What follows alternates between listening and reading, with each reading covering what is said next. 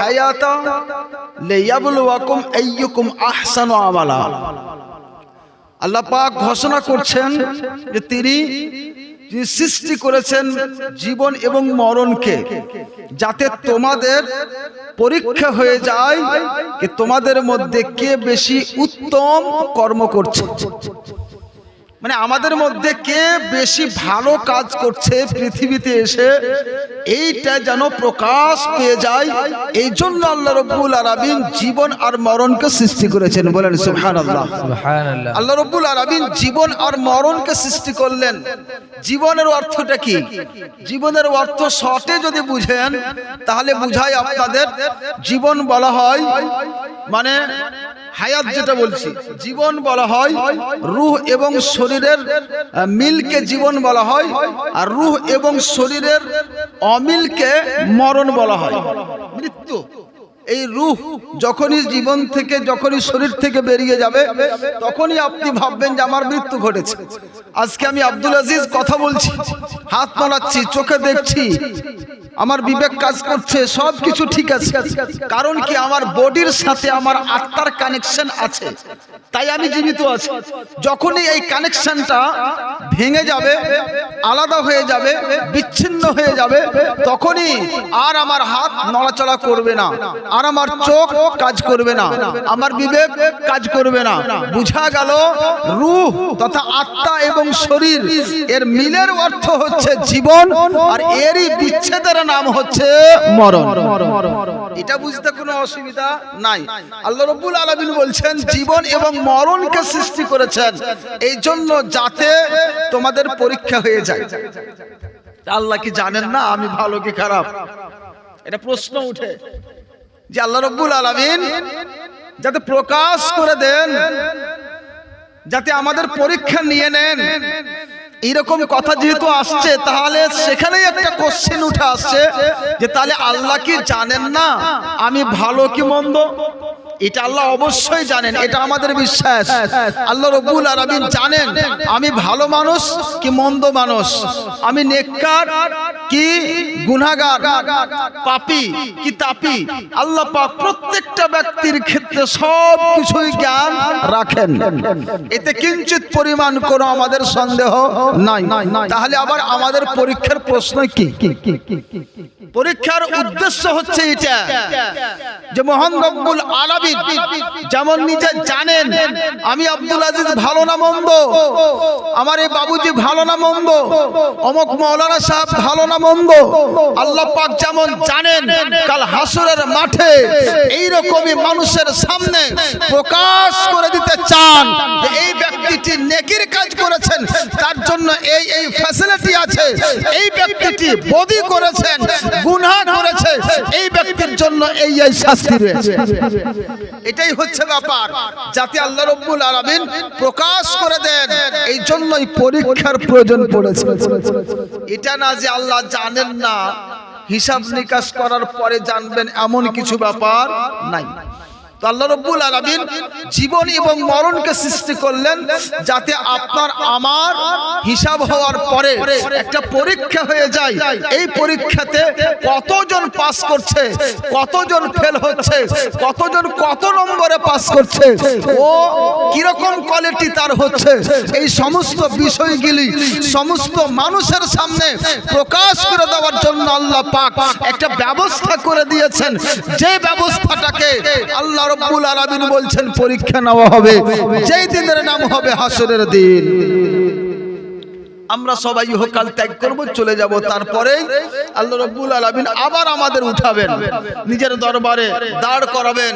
আমরা এই দুনিয়ায় যা কিছু করেছি এই সমস্ত জিনিসের হিসাব আল্লাহ পাকের দরবারে আমাদেরকে দিতে হবে। তো ব্রাদার, আল্লাহ রাব্বুল আলামিন হিসাব নেবেন আমাদের কাছে, এই জন্য জীবন এবং মরণকে সৃষ্টি করেছেন। হিসাব নেবেন তো কিসের? আমাদের যে পরীক্ষাটা হবে, কিসের পরীক্ষা হবে? এই ছাত্ররা পড়াশোনা করছে, যারা হাফিজে কোরআন হচ্ছে, যতটা মুখস্থ করছে প্রত্যেকটা শুরু থেকে নিয়ে শেষ পর্যন্ত তাদের পরীক্ষা নেওয়া হয় ঠিকভাবে তাদের স্মরণে আছে কি ভুলেছে। ওই মতো যারা মৌলবি ক্লাসে পড়াশোনা করছে ওই ব্যক্তিদের একটা সিলেবাস আছে, ওই সিলেবাস হিসাবেই ওই ব্যক্তিদের কোশ্চেন তৈরি করা হয়, তথা যতটুকু ক্লাসে পড়া হয় ততটুকুরই ইমতিহান পরীক্ষা তাদের হবে।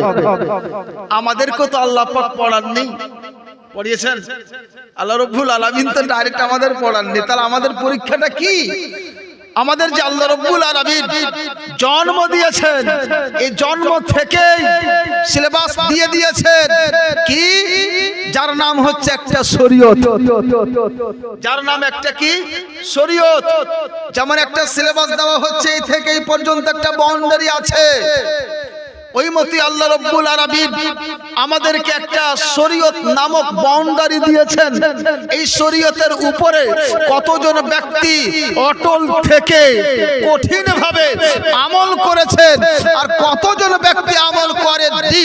যারা আমল করেছে, যারা আল্লাহ রাব্বুল আলামিনের আদেশ এবং নিষেধকে মেনে চলেছে, ওই ব্যক্তিরা পাস হয়ে গেছে, আর যারাই তা মেনে চলেনি তারা ফেল হয়ে গেছে। সুবহানাল্লাহ।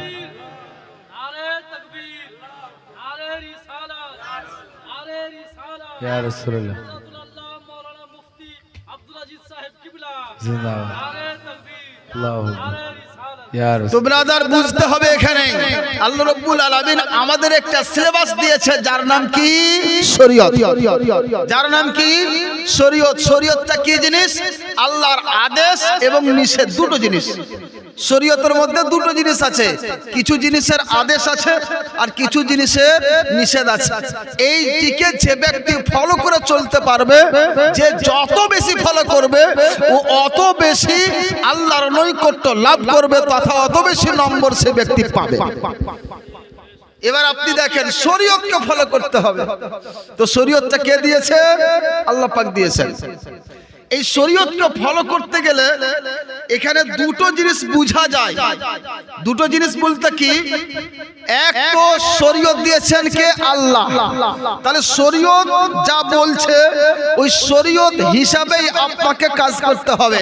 শরীয়তে যদি অর্ডার থাকে, অনুমতি থাকে, তাহলে সেই কাজটা আপনার জন্য প্রযোজ্য হবে, আর যদি সেখানে নিষেধ থাকে আপনার জন্য প্রযোজ্য হবে না, চলবে না। এটা বোঝা গেল, একটা আইন তৈরি হয়েছে। এই আইনটা আল্লাহ পাক তৈরি করেছেন, তাহলে আল্লাহ রাব্বুল আলামিনের সন্তুষ্টি আমাদের নিতে হবে। যেমন আল্লাহ পাক সূরা কাহফের মধ্যে বর্ণনা করেছেন 1100 নম্বর আয়াতে সম্ভবত আল্লাহ পাক বলছেন, ফামান কানা ইয়ারজু লিকা রাব্বিহি ফালইয়ামাল আমালান সালিহা। যে ব্যক্তি আল্লাহ রাব্বুল আলামিনের সাথে সাক্ষাতের আশাবাদী হবে, ওই ব্যক্তি যেন নেক আমল করে। যে ব্যক্তি আল্লাহর সাথে সাক্ষাৎ করার আশাবাদী, এটা আশা রাখে যে আল্লাহর সাথে সাক্ষাৎ করব, আল্লাহর সাথে আমাকে দাঁড়াতেই হবে, আল্লাহ পাকের দরবারে আমাকে আপনাকে দাঁড়াতেই হবে, ওই ব্যক্তির জন্য কর্তব্য নেক আমল করা, আর না হইলে আল্লাহ পাকের সামনে দাঁড়ানোর ক্ষমতা তার হবে না। এখান থেকে বোঝা যায় কি, যে আল্লাহ রাব্বুল আলামিন যেমন চাইবেন ওই রকমই কাজ আপনাকে আমাকে করতে হবে। তাহলে এখান থেকেই বুঝতে পারা গেল যে প্রত্যেকটা কাজ এই উদ্দেশ্যে করতে হবে আমাকে, যাতে আল্লাহর সন্তুষ্টি পেয়ে যায়, ইখলাস হয়, লিল্লাহিয়াত থাকে, তার মধ্যে আন্তরিকতা হতে হবে, উদ্দেশ্য হবে আল্লাহর সন্তুষ্টি। আর দ্বিতীয়টা প্রয়োজন হচ্ছে, যা শরীয়ত যেটাকে সঠিক বলবে ওই কাজটাই আপনাকে করতে হবে, শরীয়তের ব্যতিক্রম কাজ করা যাবে না। দুটো জিনিস লাগবে, আল্লাহর সন্তুষ্টি উদ্দেশ্য হতে হবে, আর ওই কাজটি শরীয়ত সম্মত হতে লাগবে, তাহলেই আপনি লাভবান হবেন। এই দুটোর মধ্যে কোনো একটি যদি না থাকে আপনি লাভবান হতে পারবেন না। এই জিনিসটা খুব সুন্দর করে বুঝবেন। দুটো বিষয়, আল্লাহর সন্তুষ্টি লাগবে যে কোনো কাজে, আর কাজটা ভালো হওয়া লাগবে। যদি দুটোর মধ্যে একটাই কমে হয় চলবে না। আপনি কাজ করলেন আল্লাহর সন্তুষ্টির উদ্দেশ্য নয়, মানুষকে খুশি করার উদ্দেশ্যে, আপনার ওই কাজ চলবে না, আল্লাহর দরবারে গ্রহণযোগ্য হবে না। আপনি লক্ষ টাকা ব্যয় করে দেন, কিচ্ছু হবে না, আরো উল্টো গুনাহ হয়ে যাবে। এই একটা দিক। দ্বিতীয় দিক, ওই কাজটি শরীয়ত সম্মত হওয়া লাগবে। শরীয়ত সম্মত যদি না হয়, আপনি যতই টাকা খরচ করেন না কেন, আল্লাহ পাকের দরবারে সে গ্রহণ হবে না। তাহলে দুইটি জিনিস একদম অনিবার্য। যে কিছুই করেন আপনি, আপনার জীবনে আল্লাহ পাক জীবন মরণকে সৃষ্টি করেছেন পরীক্ষার জন্য। পরীক্ষায় যদি পাস করতে চান, প্রত্যেকটা কর্মে আপনাকে এই দুইটি লক্ষ্য একদম অনিবার্য রাখতেই হবে। কারণ আল্লাহর সন্তুষ্টি ছাড়া কোনো কাজ আপনার গ্রহণ হবে না। আর শরীয়তের যা দায়রা, শরীয়তের যে একটা বাউন্ডারি রয়েছে, এই শরীয়তের বাউন্ডারি ছাড়া যদি আপনি কোন কাজ করেন, এই কাজটি আপনার গ্রহণযোগ্য হবে না। বুঝতে পেরেছেন? একটা উদাহরণ দিচ্ছি, দেখেন। একজন ব্যক্তি খুব আল্লাহওয়ালা, আবেদ যাকে বলি, ইবাদত গুজার, যাকে সাধক বলা হয়, আল্লাহ পাকের ইবাদত করে এক গ্রামের পাশে। তার কাছে খবর পৌঁছলো যে তার একটু আগে গিয়ে একটা জায়গাতে বট গাছের তলায় মানুষ মূর্তির পূজা করছে। তাকে বলছে, হুজুর আপনি এত বড় আল্লাহওয়ালা ব্যক্তি, এখানে আল্লাহর ইবাদত করছেন, আর আপনার একটু দূরে এখানে আবার পূজা হবে, এটা কি করে হয়? উনি যখন এই কথাটি শুনলেন, শোনার পরে খুব রাগান্বিত হয়ে গিয়ে, ঠিক আছে দেখি কোথায় পূজা হচ্ছে, আজকে তাকে তছনছ করে দেব। তিনি একটা বসুলা নিয়ে বা কুড়ালি নিয়ে বের হলেন। কোথায়? ওই মূর্তি ভাঙতে। যখন যাচ্ছেন, যেতে যেতে এইদিকে শয়তানের পেটে ব্যথা, বাবা এখানে তো আল্লাহ রাব্বুল আলামিনের শরণ থেকে সরিয়ে দিয়ে মূর্তি পূজার শরণে মানুষকে একদম ওখানে মুগ্ধ করে দেওয়া হচ্ছিল, আর এখন এই যে চলে যায়, আর সেখানে গেলেই তো সব ভেঙে ফেলে দিবে, সব তো আল্লাহওয়ালা হয়ে যাবে। শয়তানের মাথা ঘুরলো, শয়তান গিয়ে, না আমি আপনাকে যেতে দেব না, রাস্তায় তাকে ধরে ফেললো, আপনাকে যেতে দেব না। বলছে কেন? বলছে না, আল্লাহ রাব্বুল আলামিনের ইবাদত আপনি করছেন, করেন, এখানে যা হচ্ছে হতে দেন, আপনার কি অসুবিধা? বলছে না, এখানে আল্লাহ ছাড়া অন্য কারো কোনো ইবাদত করা চলবে না, এটা হয় না। এক আল্লাহ সৃষ্টি করেছেন, উনি খেতে দিচ্ছেন, উনি পানি বর্ষণ করছেন, উনি তো সব করছেন, উনাকেই ডাকতে হবে। এই মূর্তি পূজা যে না শুনতে পায়, না দেখতে পায়, না খেতে পায়, কিছুই নাই, নিজ হাতে গড়ে তৈরি করে আবার নিজেই তার ইবাদত করে, আশ্চর্য, এটা হয় না। বলছে এরকম ব্যাপার। এই কথা কথন হতে হতে ঝগড়া বেড়ে গিয়ে দুজনের মধ্যে লড়ালড়ি শুরু। যখন লড়ালড়ি হচ্ছে, বারবার লড়ছে, কিন্তু এই আল্লাহওয়ালা ব্যক্তি বারবার ওই শয়তানকে ফেলে দিয়ে তার বুকের উপর চেপে যাচ্ছে। বারবার হলো, শেষ পর্যন্ত শয়তান ভাবছে না আর উপায় নাই, একে তো পারা যায় না, শক্তি তো ওর চাইতে বেশি আমার নাই, কই পারি না, বারবার আমাকে ফেলে দিচ্ছে, আর ওই জয় লাভ করছে না। তখন ও বলছে, শোনো শোনো শোনো বন্ধু, আর লড়তে হবে না। বলছে কি? বলছে আমার কাছে একটা কথা শোনো, তুমি ফিরে চলে যাও, এই মূর্তি পূজা যেখানে হচ্ছে ভাঙতে হবে না, চলে যাও। প্রত্যেকটা নামাজের পরে দেখবে কিছু স্বর্ণ মুদ্রা আমি রেখে দেব, ওই টাকা থেকেই তুমি নিজে খাবে আর নিজের পরিবারকেও খাওয়াবে, সচ্ছল থাকবে। এই টাকাতে বড় বড় মুখও বন্ধ হয়ে যায়, তাই না? আজকাল চলছে খুব ঘুষ, একদিকে সুদ আর একদিকে ঘুষ, দুটাই একদিকে খুব চলছে, সব দিকে হয় না, কাজ হয় না, পিছন থেকে একদম দিয়ে দিল পকেটে, সব কাজ হয়ে গেল, যেটা কাজ হয়নি সেটাও হয়ে যাচ্ছে। এখন ঘুষ আর সুদের খুব যুগ চলছে। এই রকমই শয়তান ভাবলো যে এই আল্লাহওয়ালা ব্যক্তিকে আমি ঘুষ দিয়ে নিজের কাজটা করে নিই। যখন এইরকম কথা আসলো সামনে, তখন ও বলছে এই ব্যাপার, টাকাতে তার মন পাল্টিয়ে গেল, ও আর ভাঙতে গেল না, ফিরে এসে আবার আল্লাহ আল্লাহ করতে শুরু করলো মুসাল্লায় বসে। নামাজ শেষে যখন দেখছেন যাই নামাজ উঠিয়ে ঠিক একদম টাকা রাখা আছে, নিয়ে নিজের যা প্রয়োজনীয়তা আছে তা কিছু বাজার থেকে কিনে এনে খুব সচ্ছল ভাবে চলছে। কতদিন? মাত্র 1 সপ্তাহ হয়েছে শয়তান টাকা রাখা বন্ধ করেছে। 1 সপ্তাহ পরে আর টাকা নাই, যাই নামাজ উঠাচ্ছে টাকা নাই, এদিক উঠাচ্ছে টাকা নাই, এদিক উঠাচ্ছে টাকা নাই। এ বাবা কি হয়ে গেল, কি ব্যাপার? টাকা রাখা বন্ধ হয়ে গেল মানে? আবার রাগে রাগান্বিত হয়ে গিয়ে ওই ইবাদতকারী ব্যক্তি আবার ওই রাস্তা ধরে যাচ্ছে যে যাই আজকে টাকা বন্ধ করে দিয়েছে, আজকে তার মূর্তিকে আমি চুরচুর করে ভেঙে ফেলবো। এর আগে চলে যাচ্ছে একদম, কারণ টাকা পাইনি তাই। এবার গেছে রাস্তায়, আবার সে শয়তান বলছে ভাই কি ব্যাপার, কোথায় যাবে এত আগে? বলছে আশ্চর্য, তুমি টাকা রাখা বন্ধ করে দিয়েছো যে, আর আমি থামবো না, আজকে ওই মূর্তি ভাঙবই। বলছে এরকম, যাও তোমাকে আর যেতে দেবো না। বুঝে না আমি যাবই না, তোমাকে যেতে দেবো না। এই করে আবার ঝগড়া শুরু হলো। এবার ঝগড়া করতে করতে লড়াই শুরু হলো। এবার যখন দুইজন লড়ছে, শয়তান তাকে ফেলে তার বুকের উপর চেপে যাচ্ছে।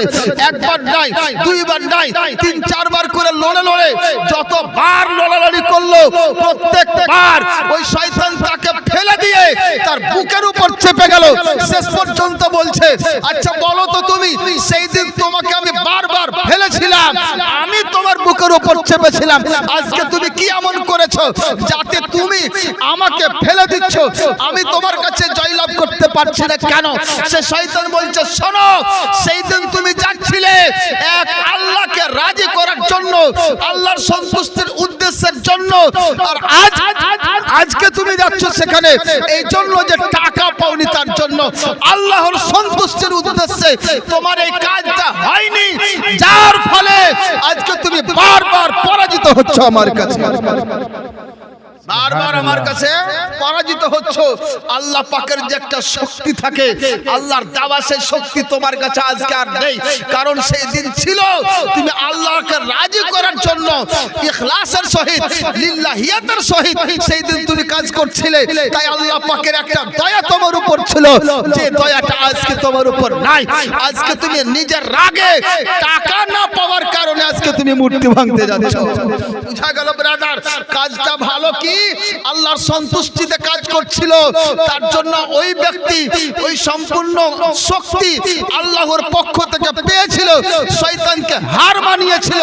আর আজকে এমন হলো যে আল্লাহ পাকের সন্তুষ্টিতে নয়, ওই টাকা পায়নি তার সেই লোভ লালসাতে ও যাচ্ছে মূর্তি ভাঙতে, যার জন্য আল্লাহ পাকের দয়া তার উপর নাই।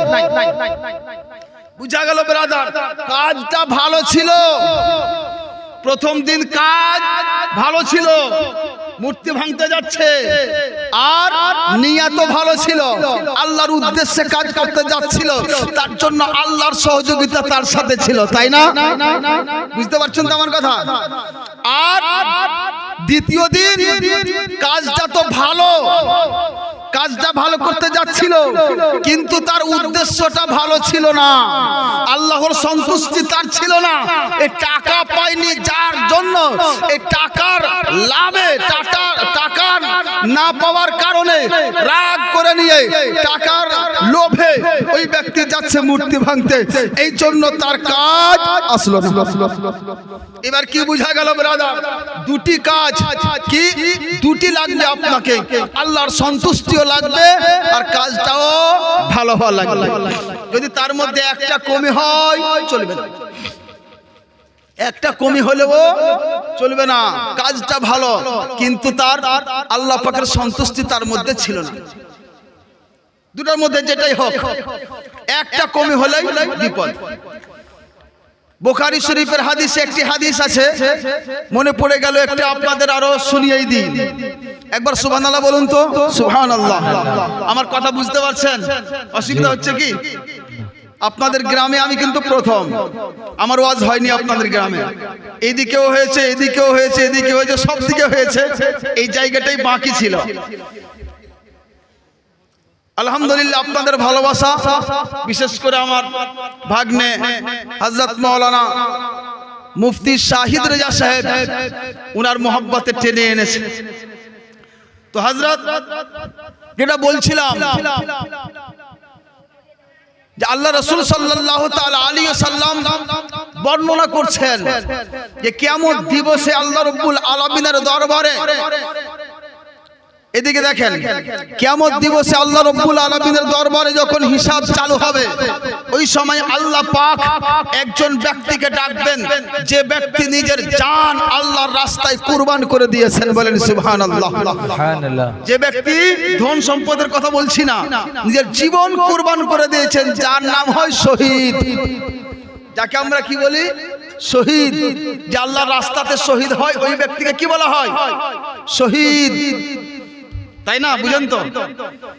আর এমনি কেউ হত্যা করে দেয় তাকে হত্যা বলি। কিন্তু যদি আল্লাহর রাস্তায় ধর্মের জন্য যদি কেউ কারো সাথে, বাতিলের সাথে লড়াই করে মারা যায়, ওই ব্যক্তিকে বলি আমরা শহীদ হয়ে গেছেন। শহীদ মানে একদম খাল্লাসি পেয়ে গেল। এইরকম শহীদ ব্যক্তিকে ডাকবেন। শহীদ ব্যক্তিকে ডেকে আল্লাহ পাক জিজ্ঞাসা করবেন, শোনো, তোমাকে আমি এই এই নিয়ামত দিয়েছি, ভোগ করেছো?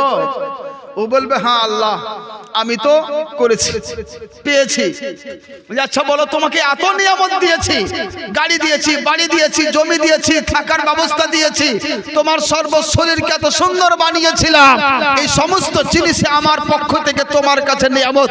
তুমি বলো, এই সমস্ত নিয়ামতের বদলায় তুমি আমার জন্য কি করেছো?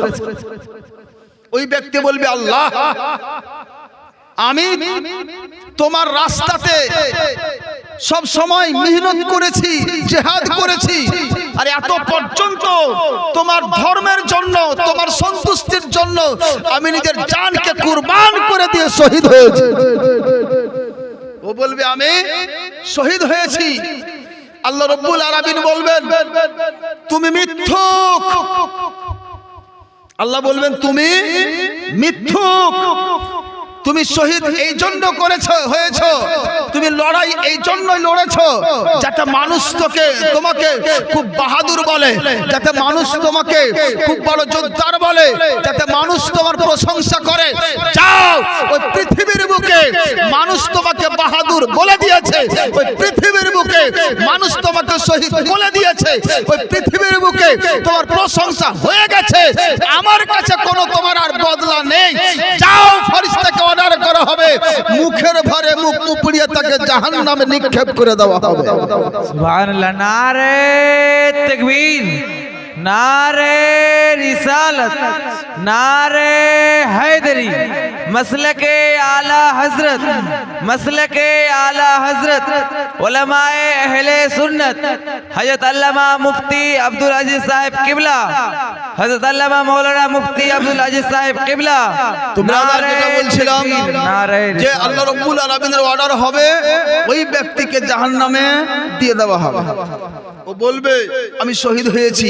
ওই শহীদ হওয়া ব্যক্তিকেও আল্লাহ পাক জাহান্নামে দিয়ে দিলেন। এবার আপনি দেখেন, এখানে একটা কথা বলি, জাহান্নামে নিক্ষেপ করে দিলেন, সুবহানাল্লাহ। হ্যাঁ, এইটা কিন্তু ভুল কথা। ওইখানে বলতে হবে আল আয়াযু বিল্লাহ, অথবা নাউযু বিল্লাহ, অথবা আউযু বিল্লাহ, এইরকম ভাষা বলা উচিত, বুঝলেন? সুবহানাল্লাহ বলতে একটা সময় লাগে, যেখানে সেখানে বললে হবে না। হ্যাঁ, বলে জাহান্নামে দিয়ে দিল, বলে সুবহানাল্লাহ। আরে জাহান্নামে দিল তো ভালো করলো না মনে করলো? ওর জন্য তো খারাপ হলো না। তো ওই খারাপ কাজ থেকে আমি আশ্রয় চাইবো আল্লাহ পাকের, বলবো আল আয়াযু বিল্লাহ, আল্লাহর আশ্রয়। এর অর্থ হলো কি? আমি আল্লাহর আশ্রয় চাইছি, এর শাব্দিক অর্থ এটা বলা উচিত। যাই হোক, আল্লাহ রাব্বুল আলামিন আবার নিজের সামনে হিসাবের জন্য ডাকবেন একজন আলিমকে, একজন আলিম, মৌলভী সাহেব। ওই আলিমকে জিজ্ঞাসা করা হবে, ইয়া আলিম বলো, তোমাকে আমি এত নিয়ামত দিয়েছি, বলো তুমি আমার এই নিয়ামত পেয়েছো, ভোগ করেছো?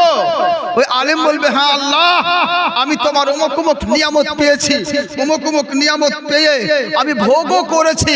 আল্লাহ বলবেন শোনো, এত নিয়ামত তুমি পেয়েছো, নিয়ামত প্রাপ্ত হয়েছো, এই নিয়ামত পাওয়ার পরেও তুমি যে আল্লাহর শুকরিয়া কি আদায় করেছো বলো?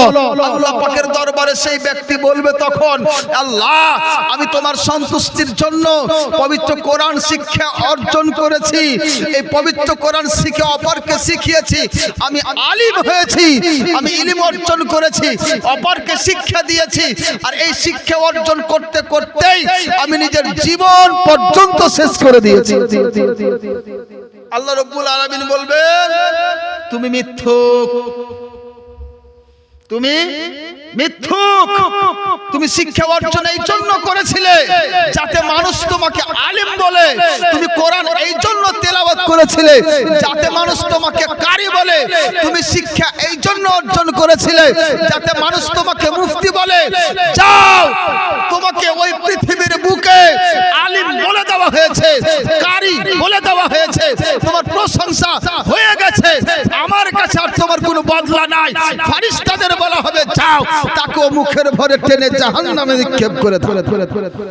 ওই ব্যক্তিকে ও জাহান্নামে নিক্ষেপ করে দেওয়া হবে। কাকে? কোরআন শিখেছে, আলিম হয়েছে, তেলাওয়াত করেছে, অপরকে শিখিয়েছে, তা সত্ত্বেও ওই ব্যক্তিকে জাহান্নামে নিক্ষেপ করা হচ্ছে। আবার তৃতীয় নম্বরে একজন বড় যোদ্ধার ব্যক্তি, পয়সাওয়ালা ব্যক্তি, মালদার ব্যক্তিকে ডাকা হবে, বলো তোমাকে এত সম্পদ দিয়েছিলাম, তোমাকে গাড়ি বাড়ি এত সব কিছু দিয়েছিলাম, তুমি পেয়েছো কিনা বলো? এত এত নিয়ামত তুমি পেয়েছো কিনা বলো? ও বলবে হ্যাঁ আল্লাহ, আমি অমুক নিয়ামত পেয়েছি, আমি এইরকম ফ্যাসিলিটি পেয়েছিলাম, এত কিছু আমি পেয়েছি, আল্লাহ সব তোমার দয়া। আল্লাহ বলবেন শোনো, তোমাকে এত নিয়ামত দিয়েছিলাম, এই নিয়ামতের পরিবর্তে তুমি আমার জন্য কি করেছো বলো? তখন এই ব্যক্তি বলবে আল্লাহ, আমি কোনো এমন তোমার রাস্তা নেই যেখানে দান খয়রাত করিনি, গরিব মিসকিনকে খাওয়িয়েছি, তোমার রাস্তায় মাদ্রাসায় দান দিয়েছি, মসজিদে দান দিয়েছি, আরো যত রকমের দান দেওয়ার জায়গা প্রত্যেকটা জায়গাতেই আমি কিন্তু দিয়েছি, শেষ পর্যন্ত আমি যাকাত ফিতরা কোনোটাই বাকি রাখিনি, সব কিছু আমি আদায় করেছি। আল্লাহ পাক বলবেন শোনো, তুমি করেছো ঠিক, কিন্তু তুমি বড় মিথ্যুক। তুমি যাকাত ফিতরা দান খয়রাত এই জন্য করেছিলে যাতে মানুষ তোমাকে বড় দাতা বলে, তুমি এই জন্য করেছিলে যাতে মানুষ তোমার প্রশংসা করে, তুমি এই জন্য করেছিলে যাতে মানুষ তোমাকে বড় যোদ্ধার, বড় পয়সাওয়ালা বলে, এই জন্য তুমি করেছিলে। যাও, তোমাকে পৃথিবীর বুকে মানুষ ধনী বলে দিয়েছে, যোদ্ধার বলে দিয়েছে, দাতা বলে দিয়েছে, যাকাত আদায়কারী বলে দিয়েছে, তোমার সব কিছু তুমি দুনিয়াতে পেয়ে গেছো, আমার কাছে তোমার কোনো বদলা নাই। যাও, তাকে ও জাহান্নামে নিক্ষেপ করে দাও। ফেরেশতা নিয়ে বুকের উবলিয়ে তাকে ও জাহান্নামে নিক্ষেপ করে দাও। আল-আয়াযুবিল্লাহ। বলার উদ্দেশ্য ব্রাদার, এই তিনজন ব্যক্তি, তিন শ্রেণীর ব্যক্তি, প্রথম শহীদ হওয়া এত সহজ নয়। সহজ ভাবছেন? একটা আঙ্গুল কেটে দেখেন বুঝবেন শহীদ হওয়া কত কঠিন। নিজের একটা আঙ্গুল কেটে দেখেন আগে, তারপরে গলা কাটা ভাববেন। এইরকম শহীদ ব্যক্তিকে আল্লাহ বলছেন তুমি মিথ্যুক, তোমার বদলা আমার কাছে নাই। কারণটা কি? ওই ব্যক্তি লড়েছিল এই জন্যই যাতে আমার নাম হয়, মানুষ আমাকে শহীদ বলে, আমার প্রশংসা হয়, এই মানুষ লোক দেখানো কাজ করেছিল। দ্বিতীয় নম্বরে যে ব্যক্তি আলিম, ইলম অর্জন করেছিল, পবিত্র কোরআন তেলাওয়াত করেছিল, অপরকে শিক্ষা দিয়েছিল, নিজে শিক্ষা অর্জন করার পরে কিন্তু ব্যাপারটা হচ্ছে ওই ব্যক্তির উদ্দেশ্য ভালো ছিল না, আল্লাহর সন্তুষ্টি উদ্দেশ্য ছিল না, আল্লাহ পাককে রাজি করবে এই উদ্দেশ্য ছিল না। ওই ব্যক্তির উদ্দেশ্য ছিল যাতে মানুষ আমার প্রশংসা করে, মানুষ আমাকে কারি বলে, মানুষ আমাকে হাফিজ বলে, মানুষ আমাকে আলিম বলে, মানুষ আমাকে মুফতি বলে। এই সমস্ত জিনিস মাথায় ছিল, যার ফলে আল্লাহ রাব্বুল আলামিন তার এই লোক দেখানো কর্মর কোনো বদলা দিলেন না, তাকে শেষ করে দিলেন। ওই মতোই ব্যক্তি এত ধন সম্পদ, টাকা পয়সা ব্যয় করেছে, যাকাত দিয়েছেন, সদকা আদায় করেছেন, দান খয়রাত করেছেন, গরিব মিসকিনের হেল্প করেছেন, তা সত্ত্বেও আল্লাহ পাক বলছেন শোনো, আমার কাছে তোমার কোনো বদলা নাই। কারণ কি? কারণটা এটাই, ও যা কিছু করেছিল এই সমস্ত জিনিস হচ্ছে একমাত্র লোক দেখানো, রিয়াকারী, মানুষ প্রশংসা করবে তার জন্য করেছিল। এই প্রশংসা এই জন্যই আল্লাহ পাকের দরবারে তার কোনো বদলা নাই। সমস্ত বদলা এই দুনিয়াতে আল্লাহ দিয়ে দিয়েছেন, আর জাহান্নামের শেষে নিক্ষিপ্ত হতে হয়েছে। বুঝা গেল কি? এত পরিশ্রম করা সত্ত্বেও, এত মেহনত করা সত্ত্বেও, এত সম্পদ ব্যয় করা সত্ত্বেও আপনি সুফল হতে পারেন না যতক্ষণ পর্যন্ত আপনার ওই কাজটা একমাত্র আল্লাহ পাকের উদ্দেশ্যে না হয়। কি বুঝা গেল? কাজ ভালো হওয়া লাগবে, সন্তুষ্ট আল্লাহ রব্বুল আলামিনের উদ্দেশ্য হওয়া লাগবে। যে কিছু কাজ করবেন আপনার ওই কাজটা যেন আল্লাহকে রাজি করা উদ্দেশ্য থাকে। যদি এটা না হয় তাহলে আপনার ওই কাজ করে কোনো লাভ হবে না। আপনি নামাজ পড়তে যাচ্ছেন, যদি ভাবেন আমি নামাজ পড়বো, লোকে আমাকে নামাজি বলবে, লোক আমার শ্রদ্ধা করবে, লোক আমাকে মর্যাদা দেবে, যদি এই রকম আপনার উদ্দেশ্য হয়, আপনার ওই নামাজ কাল হাসরের মাঠে আপনার চেহারায় ছুঁড়ে মেরে দেওয়া হবে, কোনো বদলা পাবেন না। আজকে আমাদের এই রকম চলছে, এই গ্রামে মসজিদ তিনতলা হয়ে গেছে, আমাদেরও তিনতলা করতে হবে। মানুষ কইবে কি, বলবে কি? এই রকম যদি উদ্দেশ্য থাকে, আপনি তিনতলা কি পাঁচতলা মসজিদ করেও আপনার ওই মসজিদের কোনো নেকি পাবেন না। যদি আপনার উদ্দেশ্য এইরকম হয় তাহলে আপনার কোনো নেকি হবে না। আর যদি উদ্দেশ্য হয় আল্লাহকে রাজি করা, ইবাদত করা, তাহলে অবশ্যই ওই মসজিদ নির্মাণ করাতে জানে কি আল্লাহ পাক আপনাকে দেবেন। এক কথায় উদ্দেশ্য ভালো হওয়া লাগবে। আল্লাহ পাকের উদ্দেশ্য যদি না হয় হবে না। মানুষের বলার জন্য আপনি কাজ করবেন, হবে না। এইরকম কাজ করলে আপনি ধ্বংস হতে থাকবেন।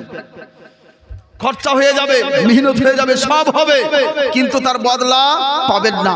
এই দুইটি ঘটনাতে আমরা যা শিখতে পারলাম, লোক দেখানো কাজ করা যাবে না, লোক দেখানো কাজ করা যাবে না। যদি হয় তাহলে আপনার ভিতর থেকে এটাকে বের করে ফেলেন, না হলে আপনি লাভবান হবেন না। পরিশ্রম করা হবে, খরচা করা হবে, কিন্তু আপনি লাভবান কোন দিক দিয়েই হতে পারবেন না। তাহলে দুটো বিষয়, একটা কি, যে কোনো কাজ আল্লাহর সন্তুষ্টির উদ্দেশ্যে করতে হবে। একটা উদাহরণ দিয়ে দিই, যদি আপনি একটা ঘর বানাচ্ছেন, ধরেন এই ঘরের মধ্যে একটা জানালা খুলছেন, এই জানালাটা যদি আপনার উদ্দেশ্য এটা হয় এদিকে মসজিদ আছে, 5 ওয়াক্ত আযান যেন জানলা দিয়ে শুনতে পারি, আমি জবাব দেওয়ার সক্ষম হব, তাই না? নেকি পাবো। এইরকম উদ্দেশ্য যদি হয় তাহলে আপনার নেকি হবে, নিয়াত গুণ বরকত, এই যে বলি।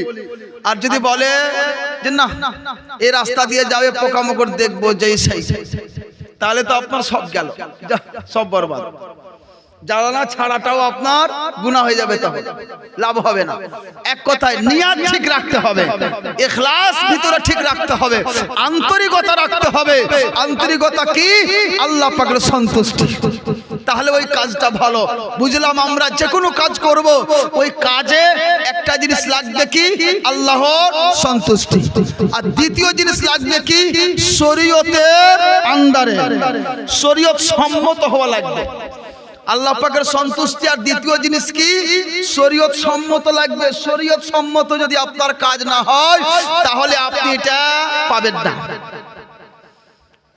যেমন আল্লাহর সন্তুষ্টি না থাকলে আপনার কাজ ব্যর্থ, ফলাফল সুফল হবে না, ওই মতোই যদি এই কাজটা শরীয়ত সম্মত না হয় তাহলে ওই কাজটাও আপনার সুফল হবে না। কারণ আল্লাহ রাব্বুল আলামিন পরীক্ষা নিবে, একটা বাউন্ডারি দিয়েছে যার নাম শরীয়ত। এই শরীয়ত সম্মত যদি হয় তাহলে আল্লাহ পাকের দরবারে গ্রহণযোগ্য হবে, আর যদি না হয় গ্রহণযোগ্য হবে না। এটা আমরা বুঝতে পারছি কিনা? আল্লাহ পাকের বাউন্ডারি কি? যার নাম শরীয়ত। তাহলে শরীয়ত সম্মত দেখতে হবে, আমি যে কাজটি করছি শরীয়ত সম্মত আছে কি নাই। যদি শরীয়ত সম্মত হয় তাহলে ওই কাজটিকে আল্লাহ পাকের সন্তুষ্টি উদ্দেশ্যে করেন, আপনি লাভবান হবেন। আর যদি শরীয়ত সম্মত না হয়, যতই আপনি আল্লাহর সন্তুষ্টির উদ্দেশ্যে করেন, ওই কাজটা সফল হবে না। কেউ যদি চুরি করতে যায় আর ভাবে চুরি করে এনে আমি এটা কুরবানি দিব, এই খাসিটা চুরি করতে যাচ্ছে এর বাড়িতে, খাসিটা চুরি করে এনে কুরবানি দিব, তার নিয়তটা ভালো না খারাপ? কুরবানি দিব ওই দিকটা ভালো, আল্লাহর সন্তুষ্টির উদ্দেশ্যে ওই দিকটা ভালো, কিন্তু চুরি করছে এই দিকটা খারাপ, তার কর্মটা খারাপ, নিয়তটা ভালো। এটাই বলবো না, কর্মটা খারাপ, উদ্দেশ্যটা ভালো। তাহলে এই যে কর্ম শরীয়ত সম্মত নয়, শরীয়ত ব্যতিক্রম, এই জন্য এই কাজ করে ওই ব্যক্তি সফল হবে না, আল্লাহ রাজি হবেন না তাতে।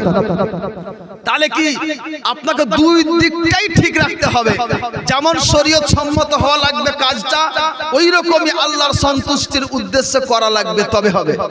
আপনি মসজিদে যাচ্ছেন নামাজ আদায় করতে, শরীয়ত সম্মত হুকুম করতে হবে, উদ্দেশ্য করেন আল্লাহ পাক যেন রাজি হয়ে যায়, দুটাই পাওয়া গেল, আপনি লাভবান হবেন, আপনি ফলাফল ঠিক পাবেন। কিন্তু দুটোর মধ্যে একটা যদি কেটে যায় চলবে না। আজকাল কিছু লোক দেখা যায় আগরবাতি নিয়ে মসজিদ কি বলে আগরবাতি নিয়ে চলে যাচ্ছে কবরস্থানে। কোথায় যাবে গো? যে আমার বাবার কবরে দিব। কথা বলছি এবার, যেহেতু কবরস্থান নিয়ে কিছু কথা বলবো। কিছু আমাদের কুসংস্কার আছে, এই কিছু কুসংস্কার